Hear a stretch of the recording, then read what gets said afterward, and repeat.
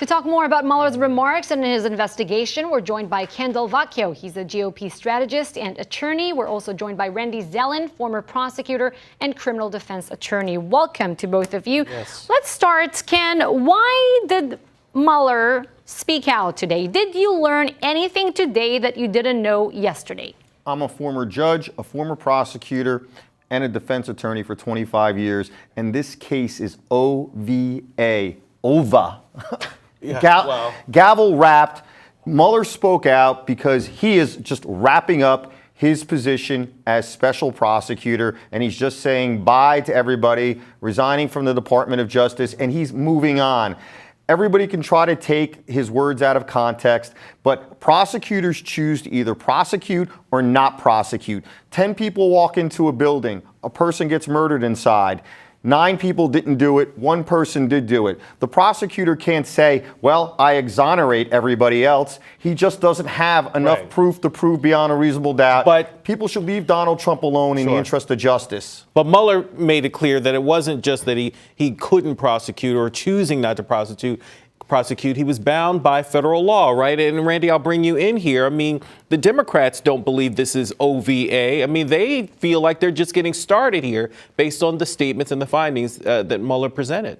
Ken, I want you to brace yourself. I agree with you, but for a very different reason. To me, this is all now much ado about nothing for the point that you just made. What the special counsel basically said was, after all of this time and after all of this money, while we sat with bated breath on the edge of our seats, I'm really sorry, but I don't have the power to do anything. Then why in God's name did you do this to begin with? So what happens is everybody got something because nobody got nothing. It's like he blinked to both sides. He winked to both sides, said to the Republicans, wink, wink, ain't no evidence here. I'm not recommending charges be brought. Wink to the Democrats and say, I'm not exonerating him. But we got to ask you, He didn't wink to William Barr today. Yeah, right. I agree with Randy on this narrow point of that it should have never started because of the fact that there was no ability to prosecute, as Mueller said, because it would be unconstitutional. Now, that aside, I don't know if I ever would agree with the proposition that any given person can't be prosecuted if they committed a very serious crime. Here's where I completely differ. That's not the reason why Mueller chose not to prosecute. He chose not to prosecute because there was insufficient evidence. That's what there Barr was no crime. is telling us. Mueller says a different thing. He says we couldn't even consider charging the president because of the OLC guidance. He was bound by policy. Wait. In a legal opinion case, a judge's decision, that would be called dictum.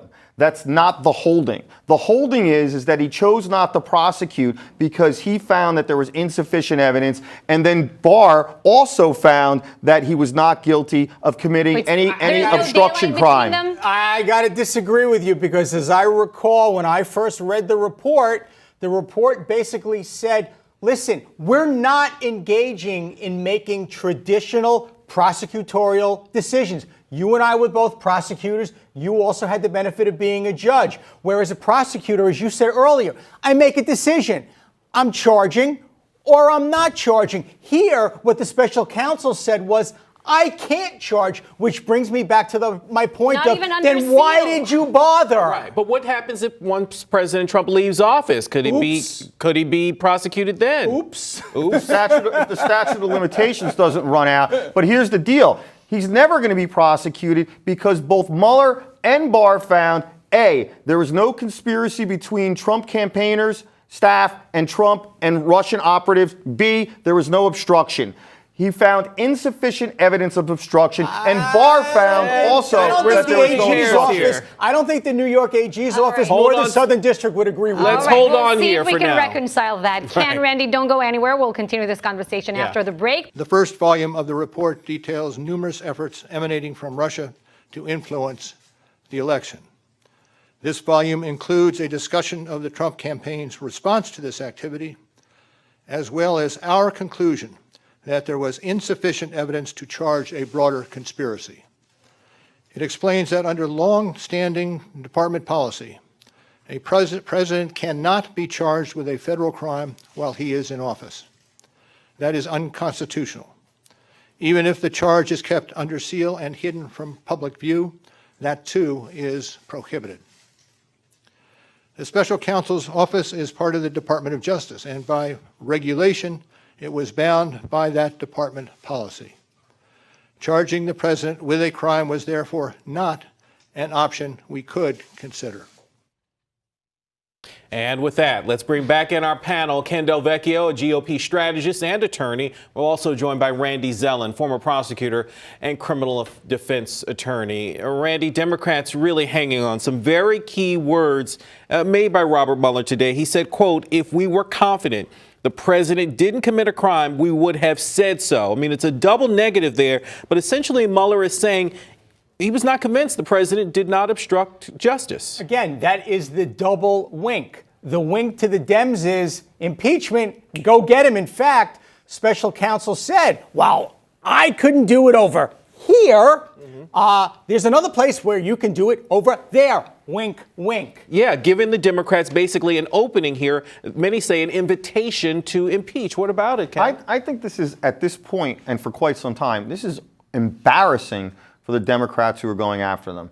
This case is seriously closed and should be in the interest of justice because, number one, the special prosecutor chose not to prosecute, regardless of this issue of constitutionality that you can't prosecute a president. He found, A, there was definitely no conspiracy between the Russians and Trump campaign staffers and Trump himself. B, he said that he would defer to the Attorney General about whether or not that there was obstruction and that he didn't find sufficient evidence. The Attorney General found there was no obstruction. There's nothing here. And on top of this, this is too much stress for our country to keep going through this. Well, under But the it gives OLC us guidance, something but some people, Randy, are to worry asking about. right now, why even starting the investigation in first place and look into obstruction if you cannot indict a president? We cannot even know, even if it was to be under seal. It's like falling in love with somebody and they say, oh, by the way, I'm moving to Mars tomorrow.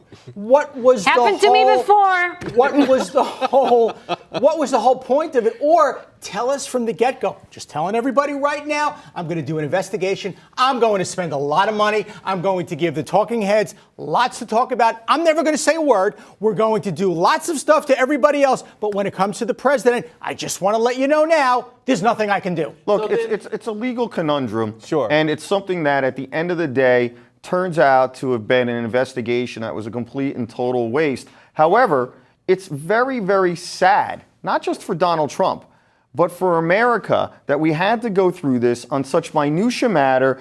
Some really good people ended up getting prosecuted, having their reputations destroyed over very minor matters. And yes, if people are guilty of crimes, there has to be some penalty for it. But for people to end up going to prison for this whole thing was just a mess. Let's just leave it alone. Let Bob Mueller go into private practice by himself. Schiff Leave still him wants alone. Mueller to Well, testify. leave Bob Mueller alone. Leave the president alone. Leave Hillary Clinton alone. Leave Comey alone. Let's forget about all this because Right. for years, investigators have been Shouldn't investigating Michael Holowitz investigators. also What? go home? I'm just asking. Look, at the end of the day, the entirety of this case is so used and dried up.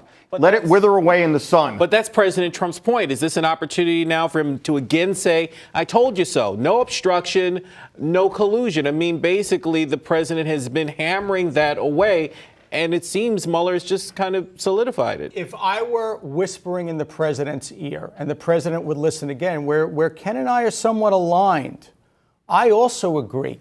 Enough is enough. No decision was made. It's like 0-0 tie. Who won? 0-0. Well, who won? Well, and Trump wins in that case. In the case of a tie, it falls to and that's the subject. Fine. We used to laugh at other countries who would just get mired in all of this scandal and nonsense. Right. And we were like, we're so above all of that. We are now the laughing stock. And I really do believe it is time to put this to bed. And I think the president, rather than saying, ha, ha, ha, ha, I won, no obstruction, no collusion, take the high road and say, you know what, kids?